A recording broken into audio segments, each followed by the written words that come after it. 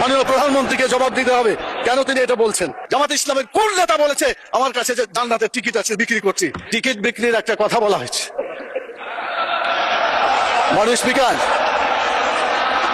একটু প্লিজ। কোরআন মাজিদে একটি আয়াতকে কেন্দ্র করে এটা ভুল বোঝাবুঝি হচ্ছে। আল্লাহ তাআলা সূরা তওবার 111 নম্বর আয়াতে বলেছেন যে আল্লাহ তাআলা জান মালকে কিনে নিয়েছেন জান্নাতের বিনিময়ে। এটা আল্লাহর কথা।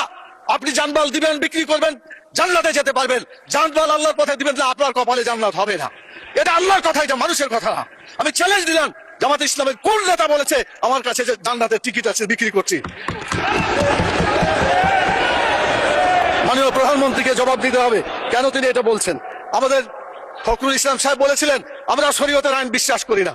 পরে অবশ্য আত্মসমর্পণ করে নির্বাচনের আগে বলেছেন শরীয়তের বিরুদ্ধে আমরা কোনো আইন আমরা পাশ করবো না। তো ধন্যবাদ ওনাকে অন্তত তওবা করে ফিরে এসেছেন। আমরা আল্লাহর আইন চাই, আপনারা আল্লাহর আইনের বিরোধিতা করবেন না বলেছেন। অতএব আসুন বাংলাদেশে মানুষের আইনের কবর রচনা করে কোরআনের আইন প্রতিষ্ঠা করি রব্বুল আলামিন। আল্লাহ তাআলা আমাদেরকে সে তৌফিক দান করুন।